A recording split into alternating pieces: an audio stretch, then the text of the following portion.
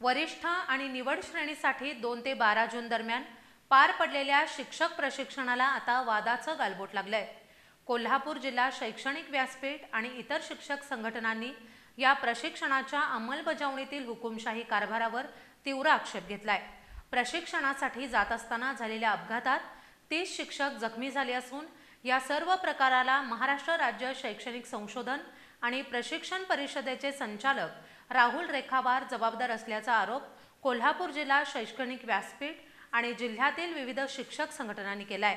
त्यांच्यावर गुन्हा दाखल करून पदावरून हटवण्याची मागणी करत जिल्हाधिकारी कार्यालयासमोर जोरदार निदर्शने करण्यात आली। राज्यभरात 2 ते 12 जून दरम्यान वरिष्ठ आणि निवड श्रेणीसाठी शिक्षकांचं प्रशिक्षण पार पडलं। मात्र रिअल टाइम प्रणालीच्या नावाखाली सक्तीची हजेरी, अतिकडक शिस्त आणि जाचकटींमुळे अनेक शिक्षक त्रस्त झालेत। काही शिक्षकांनी यामुळे प्रशिक्षण टाळलं तर अनेकांनी मानसिक तणाव सहन केला। या संपूर्ण प्रकारामागे महाराष्ट्र राज्य शैक्षणिक संशोधन आणि प्रशिक्षण परिषदेचे संचालक राहुल रेखावार यांची हुकुमशाही जबाबदार असल्याचा आरोप कोल्हापूर जिल्हा शैक्षणिक व्यासपीठ आणि जिल्ह्यातील विविध शिक्षक संघटनांनी केलाय।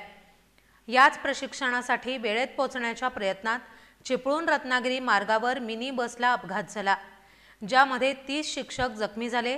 या अपघातालाही रेखावार जबाबदार असल्याचं संघटनांचं म्हणणं आहे। त्यामुळे त्यांच्यावर अपघाताचा गुन्हा दाखल करून तत्काळ संचालक पदावरून हटवावं अशी मागणी आंदोलकांनी केली आहे। या पार्श्वभूमीवर जिल्हाधिकारी कार्यालयासमोर निदर्शने करण्यात आली।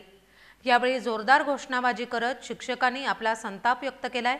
यावेळी शैक्षणिक व्यासपीठाचे अध्यक्ष SD लाड, शिक्षक नेते दादासाहेब लाड, RY पाटील, सुधाकर निर्मळे, खंडेराव जगदाळे, संतोष आयरे, सुधाकर सावंत, मिलिंद बारवाडे, उमेश देसाई, सविता गिरी, राजेंद्र कोरे आदी शिक्षक मोठ्या संख्येने उपस्थित होते। तसंच प्रशिक्षणावेळी किरकोळ अनुपस्थितीत शिक्षकांना संधी देत त्यांचा कालावधी क्षमापित करावा आणि त्यांना प्रशिक्षण पूर्ण करू द्यावं अशीही मागणी आंदोलक संघटनांनी केली आहे। देना होगा, तुमको देना होगा, नहीं देंगे तो लड़के